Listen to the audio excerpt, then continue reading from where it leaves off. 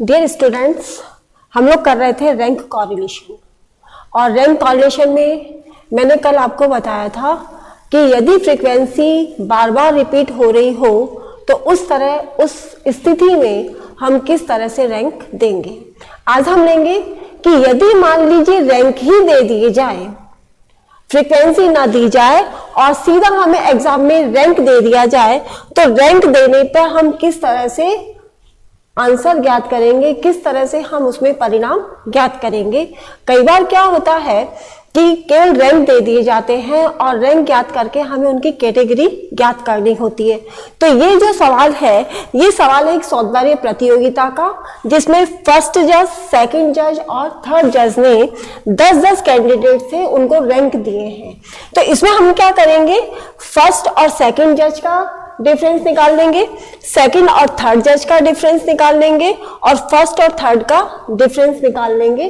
Formula हमारा वो का वही रहेगा, उसमें किसी तरह का कोई चेंज नहीं आएगा। तो सबसे पहले हम निकालते हैं फर्स्ट और थर्ड जज का डिफरेंस।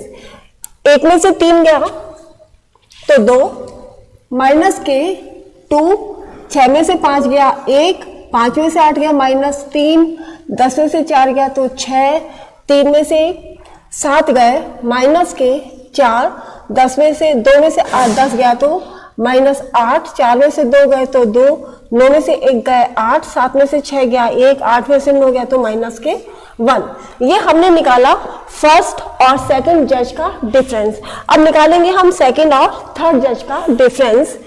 3 में से 6 गए -3, 5 में से 4 गया 1, 8 में से 9 गया -1, 4 में से 8 गए -4, 7 में से 1 गया 6, 10 में से 2 गए 8, 2 में से 3 गया -1, 1 में से 10 गए -9, 6 में से 5 गया 1 और 9 में से 7 गए तो 2 बचे।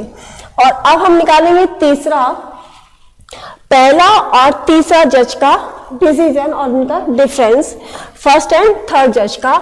तो 1 और 6 -5, 6 में से 1 गए 5, 5 में से 9 गए -4, 10 में से 8 गया 2, 3 में से 1 गए तो 2, 2 में से 2 गया 0, 4 में से 2 गए तो 2, 9 में से 10 गया तो -1, 7 में से 5 गए 2 और 8 में से 7 गया तो 1।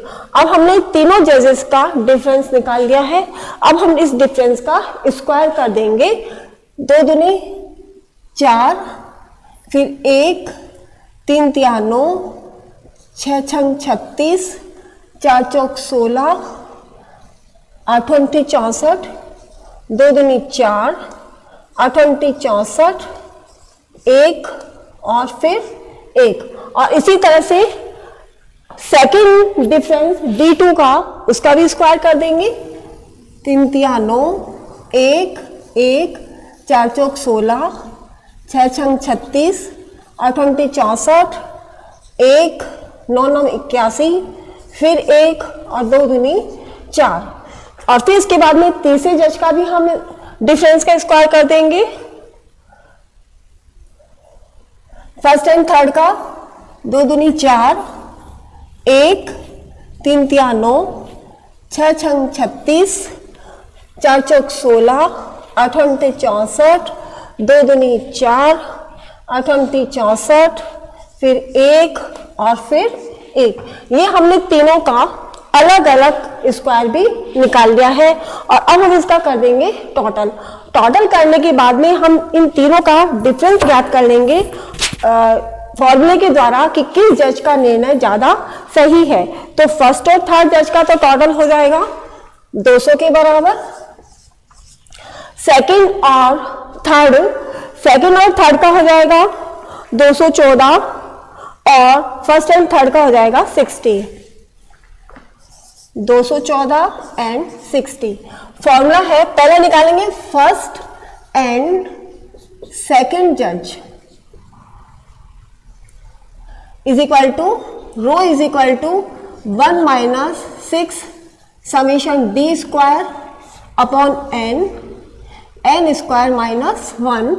तो rho is equal to 1 minus 6 summation D square है 200 और n है 10 square minus 1 is equal to 1 minus 6 दूनी 1200 अपॉन 990। इसका आएगा, आपके कैलकुलेशन करके निकालेंगे तो इसका आंसर आएगा माइनस 0.212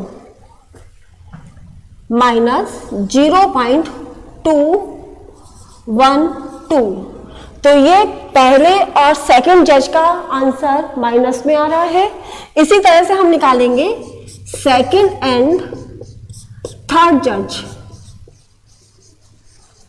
इसका हो जाएगा rho is equal to 1 minus 6 summation d2 square upon n square minus 1 is equal to 1 minus 6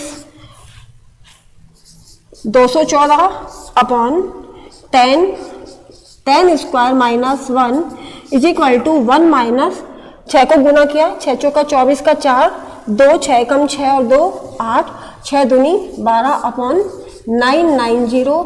इसके आंसर भी माइनस में आएंगे, इसके आंसर आएंगे minus 0.297।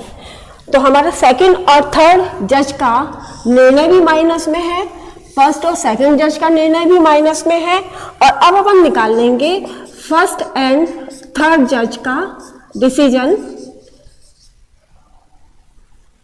Is equal to rho is equal to 1 minus 6 summation d3 का square upon n square minus 1 is equal to rho is equal to 1 minus 660 upon n 10 है 10 square minus 1 is equal to 1 minus 6 को 60 से multiply किया, 6 6 36 360 upon 990 is equal to 0. इसका answer plus में आएगा, 0 से काटा, 0 को 3 एकम 3 3 दूनी 6 3 तिया 9 3 तिया 9।